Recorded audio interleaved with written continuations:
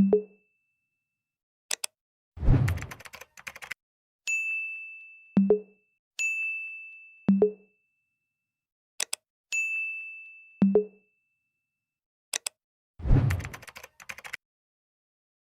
suis Laurent Garcia, je suis cadre de santé dans un EHPAD qui s'appelle les 4 saisons, où Florence Aubenas a passé 15 jours en tout début de confinement. Voilà, je pense que j'ai été mis en lumière un peu grâce à Florence, parce que sinon personne ne connaissait Laurent Garcia, bien évidemment. Et, euh, et j'ai voulu parler parce que les EHPAD, il y a une opacité qui règne dans les EHPAD et qu'il fallait à un moment lever ce voile-là. Et on avait l'occasion de lever le voile et de montrer nos difficultés, de montrer tout ce qu'on faisait aussi de bien. Et c'était le moment d'y aller, quoi. Alors elle a passé 15 jours avec nous, hein, elle a bossé avec nous parce qu'elle n'a pas fait que regarder. Évidemment, elle voulait venir incognito, mais Florence Aubenas a du mal à passer incognito. En attendant, sa venue au début du confinement, ça a permis à mes équipes d'avoir une énergie qu'on n'aurait pas eue. Que cette grande dame vienne nous voir à Bagnolet, petit établissement, 65 résidents. Ça nous a donné une énergie folle et ça a permis de passer cette année, voire cette année et demie, dans un sentiment de fierté et j'ose le dire, nous on s'est bien marré pendant cette période. On a beaucoup pleuré mais on a aussi beaucoup ri. Et c'est une période où on a tous partagé nos vies, où on a pu parler de nos familles, on a pu parler de nos soucis quotidiens et ça, il ne faudra pas le perdre. On était une équipe, on est devenu une famille. Je le dis souvent, mais c'est clairement ce qui s'est passé. Cette équipe qui est devenue une famille, c'est probablement parce qu'il y avait les ingrédients pour que ça devienne une famille. Toutes les équipes ne deviennent pas des familles parce que tout à coup on se resserre. Nous, on a la chance d'être un petit EHPAD, 65 résidents. J'ai la chance aussi que les équipes habitent à côté. Donc elles se connaissent toutes en dehors de l'établissement et elles viennent à pied. C'est rare. Elles n'ont pas 2h30 de trajet à faire le matin, 2h. Et ça, c'est hyper important. Il y a cette chose qui était importante. Et une deuxième chose, c'est que moi, depuis que je suis sur l'établissement, on fait une réunion tous les matins à 9h30 parce que je veux casser ce rythme effréné où il faut qu'on soit dans le faire, pour que les résidents soient tous à l'heure à midi. C'est sordide, on a 12 heures de temps dans la journée et je voulais qu'on prenne ce temps-là.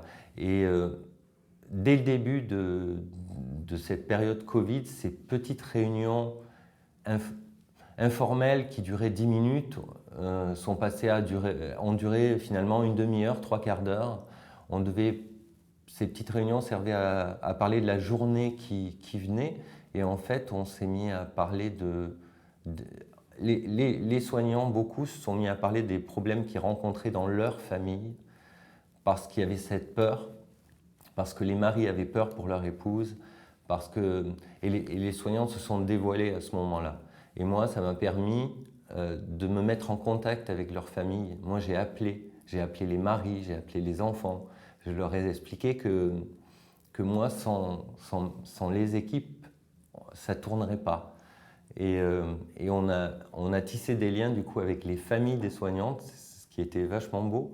Et ça, c'est venu d'une soignante qui, un jour, à cette fameuse réunion, me dit, parce que je leur pose la question, je leur demande, moi j'ai besoin de savoir si vous allez vous mettre en arrêt ou pas, parce que j'ai besoin de prévoir autre chose. Si je comprends votre peur, je comprends vos angoisses, et je ne vous jugerai pas, je veux juste savoir. Et là, il y a une soignante qui s'appelle Nadia, c'est important de dire son prénom, je ne sais pas, qui me dit, vous savez, monsieur Garcia, moi j'ai envie de continuer, simplement ça me touche. Mon mari vient me chercher tous les soirs en voiture et me balance à l'arrière comme un vieux sac parce qu'il a peur. Et quand j'arrive à la maison, dans l'entrée, je dois me déshabiller totalement pour pouvoir accéder à la maison. Et c'est là où je me suis dit, bon sang, il faut que j'appelle les familles. Il faut qu'on en parle, il faut que et c'était drôle parce que dans ces familles-là, tous les rôles étaient inversés. C'est le mari qui s'occupait des gosses, c'est le mari qui donnait les bains, c'est le mari qui donnait à manger. C'était pas dans les habitudes. Et tout ça a fait que ces liens sont tissés. J'ai rencontré les maris, j'ai rencontré les enfants. Et il y a une vie de village qui s'est créée, mais réellement, quoi. Même s'ils ne venaient pas dans l'établissement, à minima, ils étaient à la porte et j'allais leur parler. Et ça a créé, quand je dis que ça a été joyeux, ça a créé de la joie. Et ça a libéré les équipes aussi, du fait que je puisse être en contact avec leurs époux, avec leurs enfants. Ça a libéré beaucoup de choses. Alors c'est intéressant de vous entendre parce qu'on a l'impression d'entendre un directeur d'établissement en fait. Alors que... Je ne suis pas directeur d'établissement. Non, mais ça ressemble à un projet d'établissement, ce que vous dites. Ça ressemble à des lignes très fortes. Alors soit on fait ça en se battant comme un dingue à contre-courant, soit on fait ça parce que c'est borné, tout va bien. Comment ça s'est passé ? Moi, je fais ça avec mes tripes et je ne peux pas être différent. Donc le directeur m'a laissé faire, j'avoue. J'ai eu cette chance-là. Le directeur, m'a laissé les mains libres et j'ai pu faire ce que j'avais envie de mettre en place. Ouais, c'était important. Après, on a eu, pour tout raconter, notre EHPAD, moi j'ai pris une grande claque. À un moment, une des résidentes est venue me voir, c'était le 3e jour du confinement, et pour me parler de ce confinement, et je lui ai dit, mais vous savez, on est tous confinés. Elle me dit, c'est pas vrai Laurent, vous êtes confinés, nous on est confinés et enfermés. Et j'ai pris une sacrée claque ce jour-là, et c'est ce jour-là que je me suis dit, il faut faire une réunion en urgence, qu'est-ce qu'on fait, comment on fait, et de là est venue l'idée que nos résidents devaient vivre la vie que nous vivions. Donc on est sortis dans les rues avec les résidents, ils ont vu les boutiques fermées, ils ont vu des rues désertes, et étonnamment, en EHPAD, il y a toujours peu de résidents qui sortent, c'est une réalité, et à ce moment-là, quand on a proposé de sortir pour voir, de nombreux résidents qui ne sortaient jamais ont voulu voir. Et voilà, et on s'est fixé cet objectif qu'ils devaient vivre la vie que nous vivions. Il fallait ouvrir l'EHPAD dans un moment de confinement. Voilà. Et d'où la question de la venue des familles aussi. Ça a été une vraie réflexion parce que le premier jour du confinement, des familles arrivent. Ça a été d'une violence incroyable. Les familles n'ont pas passé la porte, on les a bloquées. Elles étaient en pleurs et on leur a dit « mais non, vous ne pouvez plus rentrer, rentrez chez vous, vous ne verrez pas votre parent ». Ça, c'est le premier jour. Et c'est vrai qu'on était la tête dans le guidon en se disant « non, terminez les familles ». Le 3e jour, après les paroles de cette résidente, on s'est dit « mais en fait, on touche les résidents, évidemment, et pourquoi pas les familles ?» Et ça n'avait aucun sens d'interdire aux familles de venir voir leurs parents, alors que nous, on sortait tous les jours, on prenait les transports en commun, on revenait, et voilà, ça n'avait pas de sens. Du coup, au bout d'une semaine, on a réouvert aux familles. Alors oui, les recommandations et tout ça, on est passé outre et on s'est dit que ça valait le coup d'essayer, quoi. Et une relation s'est créée qui n'existait pas entre les familles et les soignants à ce moment-là. Une relation de confiance, une relation... Il y a eu beaucoup de plaisir, beaucoup de sourires.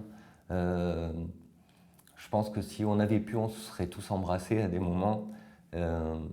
Voilà, c'est une histoire a débuté, cette histoire continue. Les familles nous ont aidés, vraiment, nous ont aidés. Et du coup, comme les familles nous ont aidés pour la première fois, parce qu'avant ça ne se passait pas comme ça nous a libéré du temps pour faire autre chose, ça a libéré du temps aux équipes et finalement on a tous fait le même travail, si on peut appeler ça travail, c'est que on s'est dit on va donner de la vie dans cette ambiance un peu mortifère et dans cette mort qui est présente, qui est au-dessus de nos têtes. Et ça, on l'a un peu oublié. Et oui, on a tissé des liens, on a parlé de nos vies, mais de nos vies en dehors, de nos problèmes. On s'est vachement dévoilé. Et voilà, ça a créé une ambiance très particulière. En plus, on savait qu'on était un peu on est restés voyous et on en était très fiers. Il faut savoir qu'en amont, on a fait venir une infirmière hygiéniste pour apprendre les gestes barrières à tout le monde, les familles, les résidents, les équipes. En amont, on a fait ça et après, on a ouvert. Et en fait, le but, quand les familles viennent voir leurs parents, c'est pas pour leur transmettre le virus. Il faut arrêter de délirer, en fait. Elles prenaient beaucoup plus de précautions que nous, finalement. Il y avait du gel hydroalcoolique dans toutes les chambres, sur toutes les tables, et on n'a pas eu de soucis. Moi, j'ai même dit aux familles, mais touchez vos parents. Faites-vous un lavage des mains et vous pouvez toucher vos parents, parce que si vous les regardez à 1 mètre de distance avec un masque, ça n'a aucun intérêt. L'idée, c'était ce truc tactile qui existait auparavant, il fallait que ça continue. Et donc voilà, évidemment, parfois les familles ont embrassé leurs parents parce qu'on ne peut pas éviter ça et parce que même nous, parfois, on a embrassé les résidents. Voilà, on aurait pu, ça aurait pu arriver. On a eu 13 résidents qui ont attrapé le Covid, on a eu une unité Covid, mais lors de la 2e vague. Nous, on a attendu la Covid longtemps. On a eu 12 ou 13 résidents Covid en octobre. On n'a pas isolé l'établissement, on a créé une unité Covid et en mettant beaucoup plus de personnel dans cette unité, et on s'est dit on va encore rester dans la vie, et cette unité était il y avait beaucoup de musique, il y avait beaucoup de chants, il y avait beaucoup de danse. J'ai des vidéos de résidents sous oxygène allongés sur leur lit en train de danser. Voilà. Après, on a embauché un urgentiste qui venait tous les matins nous voir et qui nous a appris plein de choses. Et on s'est donné les moyens. Et grâce aussi à la direction qui a accepté qu'on se donne ces moyens-là, hein, parce que c'était pas évident. En attendant, les 12 résidents, au bout d'1 mois, sont sortis de l'unité Covid. Et étrangement, les résidents, les équipes, quand on a ouvert l'unité, on n'avait pas envie que cette unité s'ouvre. On était bien dans cette unité. C'est paradoxal, mais c'était c'était un moment hyper émouvant. Alors juste, c'est du détail, mais comment dire là, vous aviez du gel, vous, au bout de 3 jours, hein, vous aviez on l'a fabriqué. Ah oui, d'accord. Alors je peux le raconter parce que c'est assez drôle en fait. Non, on n'avait pas de masque, on n'avait pas de gel, on n'avait rien. Et moi, pour rentrer chez moi, je rentre à pied. Et c'est vrai que notre EHPAD est situé dans un quartier où il y a beaucoup de dealers. Voilà, dans la rue d'à côté, il y a des dealers. Et je rentrais un soir, alors je ne sais plus, c'était la première semaine, on n'avait pas de masque. Et je vois le groupe habituel de 10 dealers avec des masques. Ils avaient tous des masques, ils étaient habillés tout en noir avec des masques blancs. Et je me suis dit, c'est pas possible, je vais les voir. Et donc je vais les voir, je leur explique qui je suis, que je travaille à l'EHPAD. Et je leur dis, mais nous, on n'a pas de masque, en fait. Comment vous avez eu ces masques? Et ils me répondent, non, mais monsieur, on ne peut pas vous le dire. J'ai dit, ok, mais est-ce que vous en avez? Et ils me disent, ouais, ben, on va voir ce qu'on peut faire.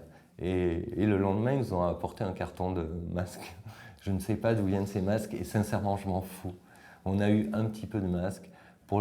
Voilà, ça c'est l'histoire. Tisser des liens même avec les dealers du quartier. Et pour le gel hydroalcoolique, on l'a fabriqué. On a fabriqué ça en cuisine. Donc la première mouture n'était pas top, mais en attendant, on l'a fabriqué pendant un long moment. Ouais. On allait acheter le gel aloe vera, on allait acheter tout ça. Il n'était pas formidable, notre gel, mais voilà. Mais en attendant, c'est passé.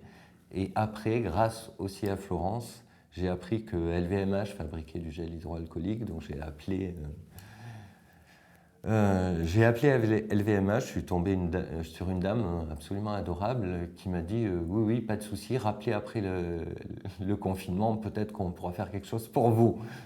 Je lui ai dit, mais après le confinement, quel intérêt? Du coup, j'en parle à Florence et Florence s'est permis d'appeler la même dame en se présentant, bonjour Florence Aubenas, je fais un article dans tel EHPAD. Voilà. Ce serait dommage que dans mon article, on parle des VMH qui refusent de donner du gel à l'EHPAD. 2 jours après, on avait du gel Clarins, qui était plutôt sympathique. Après, on a fait des choses qui... Moi, ça me dérangeait de faire ça, mais en même temps, c'était système D. Hein. Moi, j'ai passé mon temps à courir les pharmacies pour trouver 2-3 masques. Donc, système D. Oui, système D. Quand je dis qu'on est resté voyou, on est resté voyou, oui. Oui, oui. On n'a plus de gel Clarins quand Florence Aubenas est partie. Hein. Il faut le savoir. Non, mais c'est intéressant. Mais je crois qu'il faut le dire simplement comme ça. C'est tout à fait... Voilà. Il faut que ça fasse partie quand même de l'inventaire, ce genre de choses. Il fallait qu'on se débrouille. Elle a permis un coup de projecteur sur un état d'esprit, une ambiance, une volonté, enfin bon, une vision du monde. Il ne faut pas avoir peur de... sauf que ça existait avant elle. Bon, donc comment est-ce que cette période-là, qui j'espère d'ailleurs, c'est ce que vous disiez à l'instant, mais va se poursuivre, l'ambiance de cette période, est-ce que quand même elle existait avant? C'est-à-dire que peut-être en plus compliqué, peut-être en moins évident, parce qu'effectivement là c'est quand même génial, on se dit bon ça marche pas, j'y arrive pas, j'appelle Florence, puis c'est bon quoi. Ça c'est quand même incroyable. Bon, mais avant il n'y avait pas Florence, mais il y avait peut-être autre chose. Ou du temps, parce c'était compensé par beaucoup plus de temps pour arriver à ce qu'on voulait. Mais ce que je veux dire, c'est que tout ça n'est pas sorti tout à coup, crac, parce que... Vous savez, dans le public, on a peu d'argent, et si on veut, et je discute beaucoup avec d'autres cadres, il faut se donner du temps et il faut bosser en dehors de nos temps de travail. En fait, si on veut obtenir des choses, il faut monter des projets pour avoir de l'argent. Nous, on a la chance d'avoir une sophrologue, on va avoir un prof de yoga, mais tout ça, c'est du temps en dehors du boulot pour pouvoir se permettre d'avoir plus. Voilà, mais c'est des projets à écrire, c'est des idées à avoir avec les équipes, c'est des désirs, et c'est aussi des découvertes, parce que moi, en regardant Facebook un jour, c'était avant la Covid, j'ai découvert qu'une soignante était esthéticienne, parce que le dimanche, pendant que les cadres n'étaient pas là, elle se maquillait toute et se photographiait. Et du coup, je suis allé voir la soignante, je lui ai dit, mais enfin, vous êtes esthéticienne? Et elle me dit, oui, monsieur Garcia. Je lui ai dit, mais pourquoi on n'en profite pas tous? Pourquoi les résidents n'en profitent pas? Et en fait, elle n'osait pas. Elle n'osait pas m'en parler, elle n'osait pas le dire. Et on a monté, grâce à elle, un salon esthétique. Et voilà, c'est des petites choses comme ça où quand je dis que la parole est libre maintenant, c'est que les soignants proposent des choses. Proposent et disent aussi ça, monsieur Garcia, des choses qu'ils ne me disaient pas avant. Moi, l'animation, en termes que je déteste, mais maintenant, des soignants me disent, mais moi, je ne sais pas faire, en fait. Je ne sais pas faire. Mais comme je leur dis, mais moi, vous allez faire une sieste avec un résident en lui touchant la main, mais c'est parfait, je suis le plus heureux des hommes. C'est pas de l'animation à proprement parler, mais maintenant, elles osent. Et c'est des gens qui ne parlent jamais habituellement. Et de leur autoriser ça, et ben ça dénoue beaucoup de nœuds, beaucoup de soucis. Il n'y a plus de conflits. On parle, mais on parle aussi des problèmes qu'on a à l'extérieur, parce qu'il ne faut pas rêver. Hein. Une soignante qui a des soucis à l'extérieur, elle ne les met pas dans son casier en arrivant. Hein. Et du coup, ça permet de libérer ces paroles-là. Moi, j'ai des soignantes qui viennent me voir le matin et qui me disent « Monsieur Garcia, ce matin, ça va être compliqué parce que j'ai en ce moment des gros soucis. Moi, j'aurais besoin d'aide. » Et ben, dans ce cas-là, je mets une blouse et je vais l'aider. Et voilà. Et si je peux l'aider différemment. En fait, il y a une entraide. Voilà, il y a une entraide. Mais pour qu'elle puisse se dévoiler comme ça, parce qu'elles sont plutôt pudiques, il faut que l'équipe encadrante, on va dire, se dévoile aussi. Hein. Moi, si je ne parle pas de ma vie privée, on ne me raconte pas Voilà, donc c'est un véritable échange. Et c'est surtout pas de jugement. Tout à fait. Voilà. Ces réunions qui peuvent paraître un luxe parce qu'on n'a pas le temps, ça c'est l'éternelle équation qu'il faut discuter parce que franchement, on l'a ou pas, mais en tout cas c'est pas du tout du temps perdu. C'est ça le truc, c'est plutôt un espèce d'investissement mais dont on ne mesure pas la portée. Et ça, il ne faut pas faire l'économie de ce temps-là. Une fois que toutes les équipes ont compris qu'on était 12 heures ensemble et que si on mange à 12h30 plutôt qu'à midi, en fait le résident s'en fout et tout le monde s'en fout. Voilà, moi j'ai mon chef cuistot, avant c'était midi, il fallait qu'à midi tout le monde soit assis, prêt. Maintenant, à midi, souvent il est en train de cloper dans le jardin parce qu'il attend tout le monde. Mais ça, c'est quelque chose à créer, à tisser et on a 12 heures de temps. Il y a des résidents qui ont l'habitude de se laver le soir et pas le matin.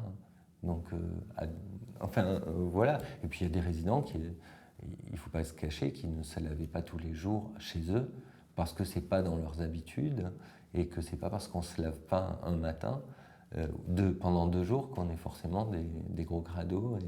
Et voilà. Et ça, il faut que les soignantes l'entendent et les soignants, parce qu'ils ont beaucoup, beaucoup de mal avec ça. Et quand le résident doit descendre, il doit briller de tous les côtés.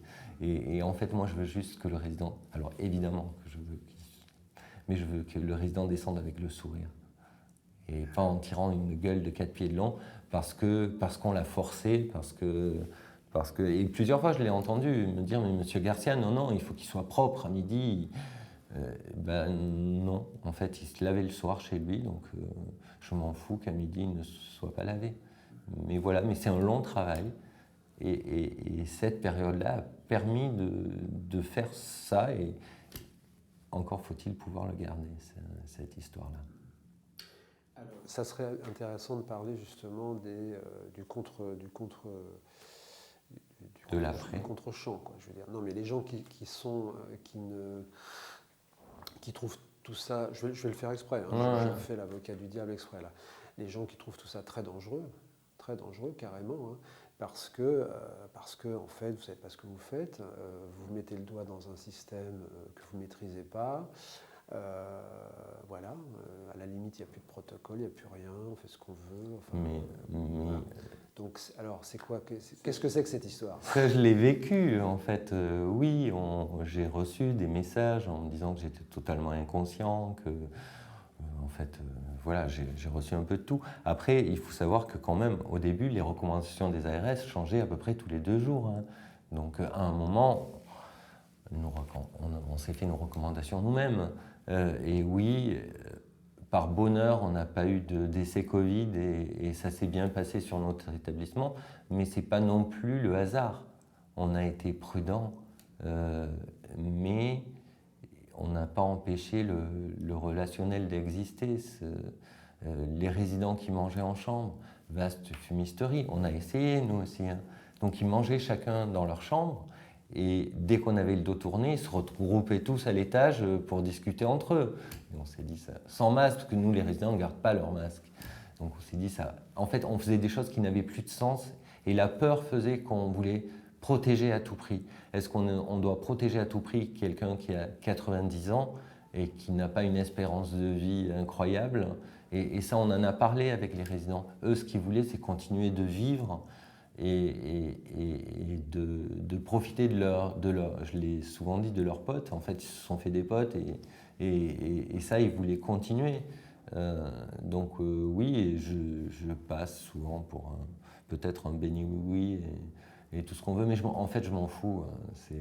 Moi, je sais ce que j'ai fait, je sais ce qu'on a fait, je sais qu'on a été prudent, je sais qu'on a fait attention, que les familles ont été ultra prudentes parce qu'on leur a dit, vous vous rendez compte, nous on ouvre, on vous permet de venir. Donc, s'il vous plaît, aidez-nous et faites attention. C'était hyper important. Et je crois qu'elles ont fait doublement attention parce qu'elles avaient cette autorisation que dans les autres EHPAD, elles n'avaient pas. Et on en a discuté. Est-ce que si votre parent... Enfin, il fallait parler de tout ça. Ça aurait pu arriver. On a eu le Covid à un moment, on aurait pu avoir des décès. Mais Mais c'était des décisions communes avec les équipes, avec les familles, avec les résidents. Est-ce que à partir du moment où tout le monde est d'accord, ben, il faut y aller en fait, il ne faut pas hésiter. Et tant pis ce que pensent les autres. En fait, nous, on a vécu comme dans un petit village, voilà. Et, nous, on n'a pas fait rentrer de vacataires parce que les équipes soignantes m'ont dit le 3 ou 4e jour du confinement, Monsieur Garcia, nous, on a décidé quelque chose, on va se remplacer entre nous, équipe contre équipe. Personne d'autre ne rentrera. Et elles ont tenu. Donc ça, c'est une chance inouïe.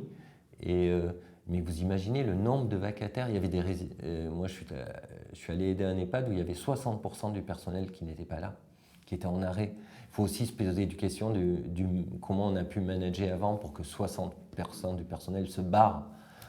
C'est là le vrai problème, en fait.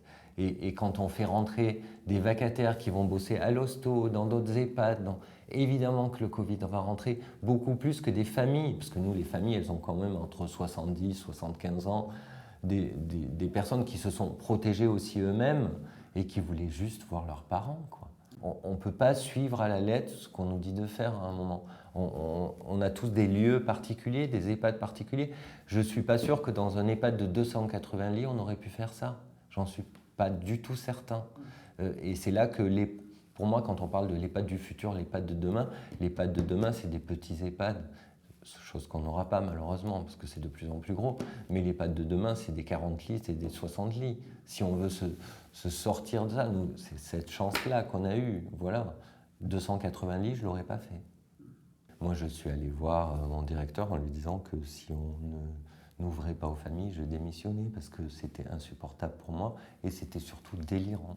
Pour moi, c'était délirant et sincèrement, quand vous dites à quelqu'un qui travaille dans un EHPAD, est-ce que toi, si ta maman était dans l'EHPAD, tu n'aurais pas défoncé les portes pour pouvoir voir ta maman? Mais tout le monde dit oui, évidemment. Voilà. Et je sais que j'ai un médecin co qui est quand même incroyable et au départ, elle ne voulait absolument pas que les familles touchent les résidents, c'était panique à bord. Mais elle a sa grand-mère en EHPAD. Et elle est allée la voir. Et elle me raconte le lundi, elle me dit, vous savez, Monsieur Garcia, la première chose que j'ai faite, c'est que je lui ai pris la main. Ben voilà. Elle avait tout dit et c'est tout. C'est juste ça. Après, voilà.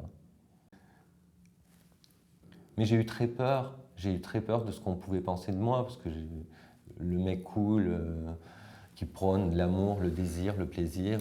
Oui, j'ai eu très peur. Après, à un moment, il faut se dire que ce qu'on fait,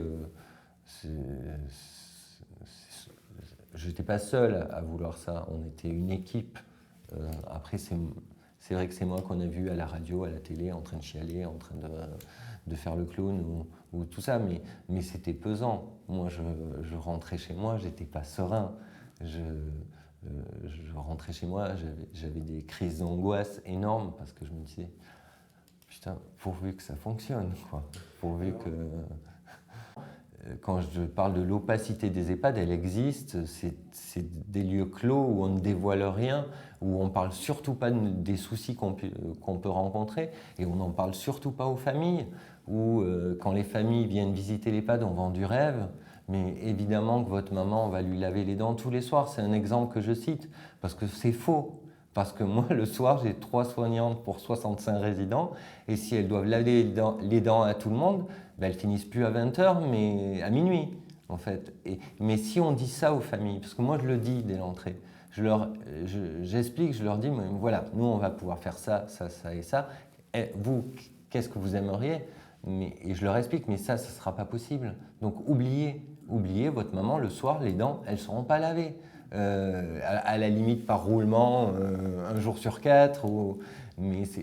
Et du coup, il y a une discussion on promet trop de choses aux familles. On leur promet trop de choses sous prétexte qu'il faut louer des chambres. Mais on le fait autant dans le public que dans le privé. Il n'y a pas de jugement là-dedans.